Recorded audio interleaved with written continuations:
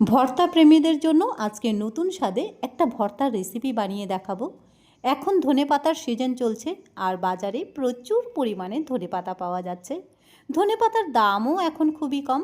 আমার মনে হয় এটাই সঠিক সময় ধনেপাতার ভর্তা খাওয়ার।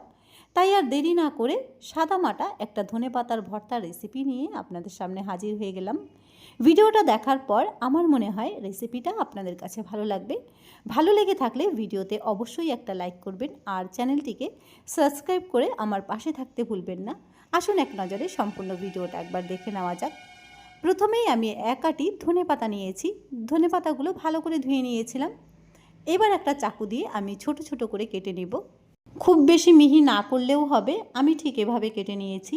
ধনেপাতাগুলো কেটে নেওয়ার পর এদিকে আমি একটা বাটির মধ্যে একটু তেঁতুল ভিজিয়ে রেখেছিলাম। তেঁতুলের আমি পাল্প বের করে নেব।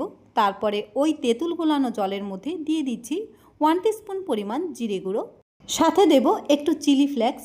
চাইলে এখানে আপনারা শুকনো লঙ্কার গুঁড়োও ব্যবহার করতে পারেন। ঝালের পরিমাণটা আপনারা আপনাদের মতন করে বুঝে দেবেন। একটু জিরে গুঁড়ো আর চিলি ফ্লেক্স মিশিয়ে নেওয়ার পর বাটিটা সাইডে রেখে দিলাম। এবার একটা ফ্রাই প্যান বসিয়ে দিয়েছি। ফ্রাই প্যানের মধ্যে 1 টিস্পুন পরিমাণ সরষের তেল গরম করে নিয়ে এবার একটা বড় সাইজের পেঁয়াজের অর্ধেকটা কুচি করে দিয়ে দেব। পেঁয়াজটা তেলের সাথে একটু নাড়াচাড়া করে নিতে হবে। ছোট পেঁয়াজ হলে আস্তই দেবেন।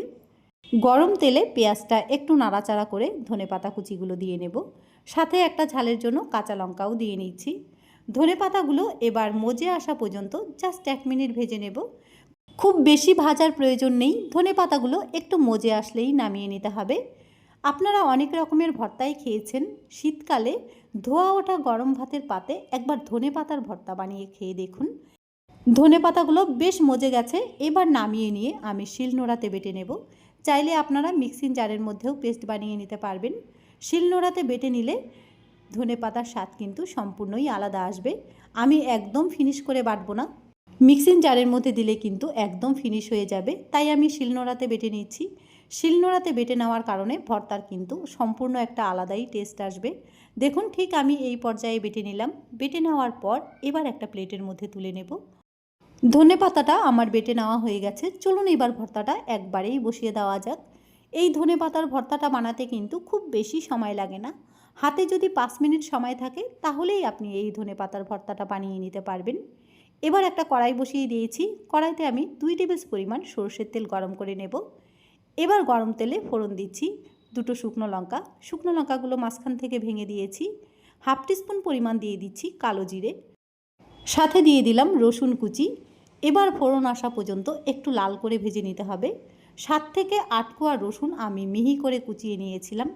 এতে করে ভর্তার টেস্টটা একটু বেশিই আসবে। রসুনের কালারটা যখন হালকা লাল হয়ে এসেছে ঠিক এই সময় তেঁতুলের পাল্পটা দিয়ে নিলাম। এবার ফোড়নের সাথে 1 মিনিট একটু নাড়াচাড়া করে নিতে হবে যাতে ফোড়নের সাথে তেঁতুলের খুব সুন্দর একটা ফ্লেভার আসে। তেঁতুল গোলানো জলের সাথে ফোড়নটা যখন বেশ মজে গেছে ঠিক এই সময় ধনেপাতা বাটাটা দিয়ে নিলাম। ধনেপাতা বাটাটা দিয়ে নেওয়ার পর এবার কিন্তু ধনেপাতার এক্সট্রা জল শুকিয়ে যাওয়া পর্যন্ত বেশ মজিয়ে ভাজা ভাজা করে নিতে হবে যাতে একটা ভর্তার মতন হয়ে যায়। এখন পর্যন্ত কিন্তু আমি লবণ দিইনি, তাই ভর্তার স্বাদ মতন লবণ দিয়ে নিলাম। এবার ভর্তার এক্সট্রা জল শুকিয়ে যাওয়া পর্যন্ত ভর্তাটাকে জাল করে নেব।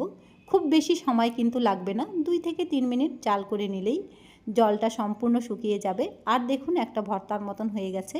শীতকালে ধোয়া ওঠা গরম ভাতের সাথে এই ভর্তাটা খেতে কেমন লাগবে কমেন্ট বক্সে কিন্তু অবশ্যই জানাবেন।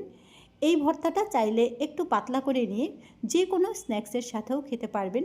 ভিডিও ভালো লাগলে ভিডিওতে একটা লাইক করতে ভুলবেন না আর পাশাপাশি চ্যানেলটিকে সাবস্ক্রাইব করারও অনুরোধ রইল। ফিরে আসবো নতুন একটি রেসিপি।